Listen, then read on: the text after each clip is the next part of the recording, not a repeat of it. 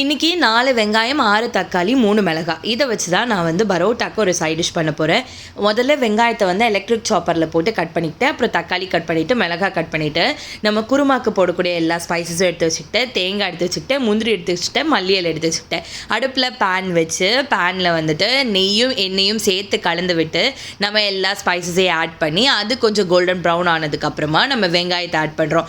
வெங்காயம் ஆட் பண்ணி நல்லா அந்த கலர் சேஞ்ச் ஆகும்போது நம்ம க்ரீன் சில்லி ஆட் பண்ணுறோம். க்ரீன் சில்லி ஆட் பண்ணி 2 நிமிஷம் கழித்து நம்ம தக்காளி ஆட் பண்ணி நல்லா ஃப்ரை பண்ணுறோம். ஃப்ரை பண்ணிவிட்டு இது கூட நம்ம தேங்காய் முந்திரி சேர்த்து அரைச்சி வச்சுருப்போம். அந்த பேஸ்ட்டை வந்து ஆட் பண்ணுறோம். ஆட் பண்ணிவிட்டு நம்ம வச்சுருக்கிற எல்லா மசாலாஸ், நான் இங்கே சேர்த்தது மஞ்சள் பொடி, கரம் மசாலா, கறி மசாலா.